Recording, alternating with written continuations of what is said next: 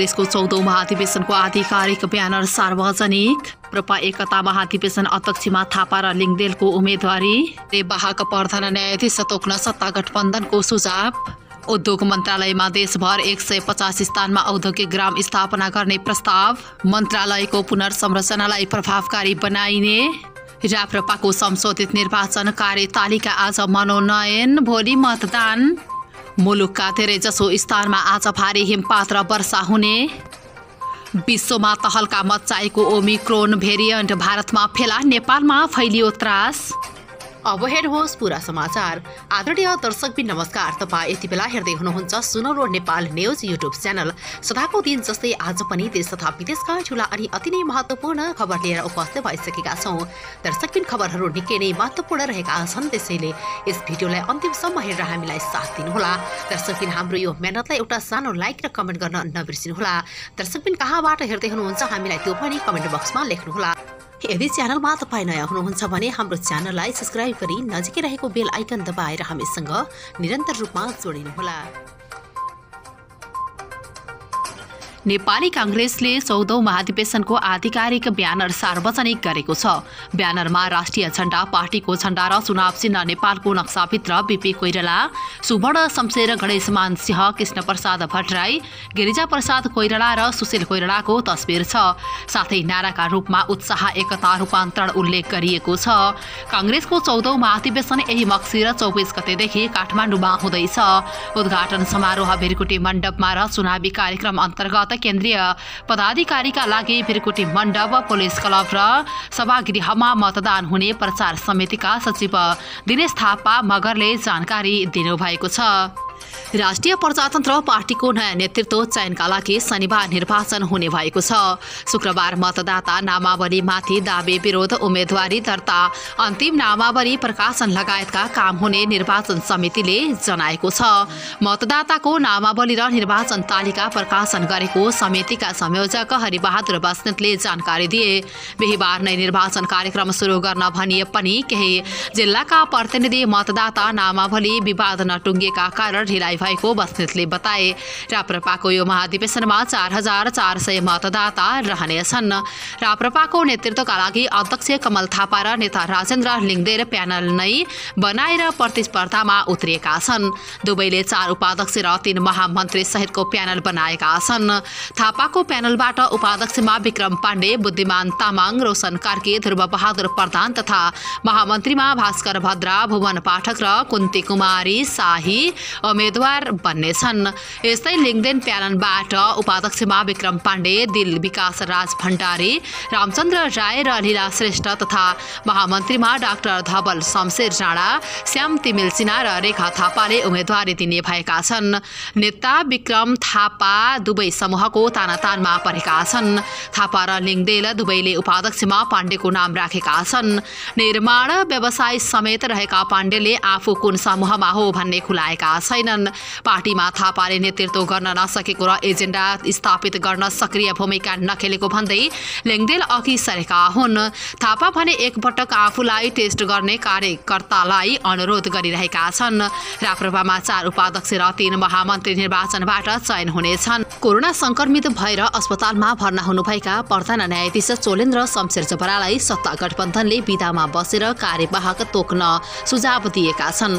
प्रधान न्यायाधीश जबराले गोला प्रथाबाट पेशी तोक्ने व्यवस्था लागू गराउनु भएको छ। तर कोरोना संक्रमित भए पनि जबराले आफ्नो कार्यवाहक तोक्नु भएको छैन। आन्दोलनरत पक्षको माग अनुसार सर्वोच्च अदालतमा पहिलो पटक गोला प्रक्रियाबाट प्रधान न्यायाधीशको मुद्दा र इजलास तोक्ने निर्णय गरिएको हो। सत्तारूढ गठबन्धनका शीर्ष नेताहरूले प्रधान न्यायाधीश जबरालाई विधामा बसेर कार्यवाहक प्रधान न्यायाधीश तोक्न सुझाव दिएका छन्। बिहिबार प्रधानमन्त्री निवास बालुवाटारमा बसेको गठबन्धनको शीर्ष नेता सहभागी बैठकले लामो समयदेखि अदालत अवरोध भइरहेको र प्रधान न्यायाधीश पनि बिरामी परेकाले तत्काल कार्यवाहक प्रधान न्यायाधीश तोक्न सुझाव दिएको हो। यसअघि जबरा र नेपाल बार एसोसिएसन बीचको विवादलाई आन्तरिक मामिला भन्दै पन्छिँदै आएको सत्ता गठबन्धनले पहिलो पटक प्रधान न्यायाधीश जबरालाई कार्यवाहक तोक्न सुझाएको हो। सरकारका प्रवक्ता एवं सञ्चार मन्त्री ज्ञानेन्द्र बहादुर कार्कीले बैठकले प्रधान न्यायाधीश बिरामी भएकाले तत्काल कार्यवाहक प्रधान न्यायाधीश तोकेर सर्वोच्च अदालतको काम कारबाही अघि बढाउन सुझाव दिने निष्कर्ष निकालेको बताउनुभयो। सत्ता गठबन्धनको बैठकमा प्रधानमन्त्री शेरबहादुर देउवा, माओवादी केन्द्रका अध्यक्ष पुष्पकमल दाहाल प्रचण्ड, नेकपा एकीकृत समाजवादीका अध्यक्ष माधव कुमार नेपाल, जनता समाजवादीका अध्यक्ष उपेन्द्र यादव, राष्ट्रिय जनमोर्चाकी दुर्गा पौडेल लगायतका नेताहरू सहभागिता रहेको थियो। औद्योगिक ग्राम स्थापनाका लागि 150 स्थानीय तहले उद्योग वाणिज्य तथा आपूर्ति मन्त्रालयमा प्रस्ताव पठाएका छन्।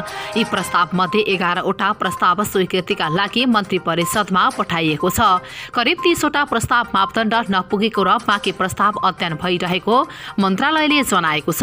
चालु आर्थिक वर्षमा 50वटा औद्योगिक ग्राम घोषणा गर्न मन्त्रालयको लक्ष्य छ। 50वटा औद्योगिक ग्राम निर्माणका लागि बजेट व्यवस्था भएको मन्त्रालयको औद्योगिक पूर्वाधार शाखाका उपसचिव शान्त नेपाल मरासिनीले जानकारी दिनुभयो। तोकिएको संख्या भन्दा पर प्रस्ताव आएको तर अधिकांश मापदण्ड पूरा नभएका प्रस्ताव आएको उहाँले जानकारी दिनुभयो।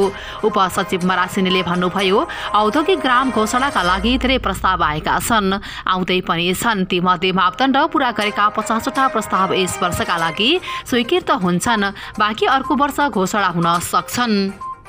संघीय मामिला तथा सामान्य प्रशासन मन्त्रालयका नवनियुक्त सचिव सुरेश कुमार अधिकारीले मन्त्रालयको पुनः संरचनालाई प्रभावकारी पारिने बताएका छन्।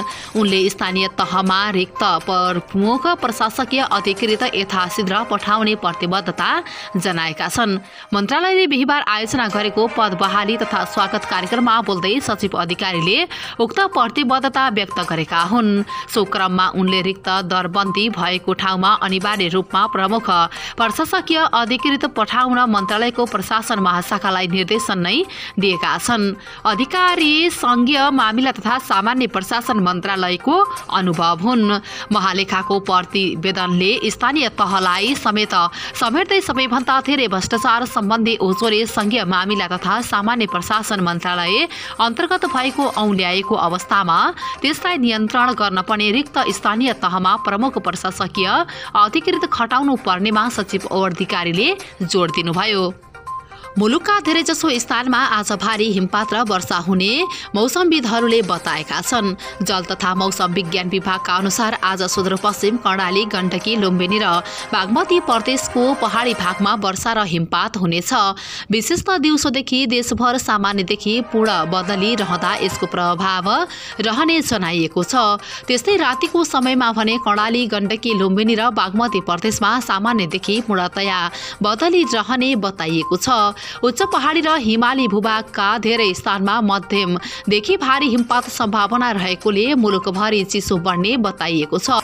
तराईका भूभागमा हुस्सो र कुहिरो लाग्नाले झनै चिसो बढ्ने बताइएको छ। आज काठमाडौँको तापक्रम बढीमा 19 देखि 21 डिग्री सेल्सियससम्म रहने बताइएको छ। विश्वभर तहल्का मच्चाएको ओमिक्रोन भेरिएन्टको कोरोना भाइरस छिमेकी मुलुक भारतमा पनि भेटिएको छ। भारतमा भनिएको कोरोना भाइरसको नयाँ भेरिएन्ट नेपालसम्म त्रास फैलिएको छ। टाइम्स अफ इन्डियाका अनुसार कर्नाटक राज्यका 2 जनामा ओमिक्रोन भेरिएन्टको कोरोना भाइरस पुष्टि भएको जनाइएको छ। अन्तर्राष्ट्रिय समाचार संख्या बीबीसीका अनुसार भारतको कर्नाटक राज्यका 66 वर्षीय र 86 वर्षीय गरी 2 जनामा आज पहिलो पटक ओमिक्रोन भेरिएन्टको कोरोना भाइरसको संक्रमण पुष्टि भएको उल्लेख छ।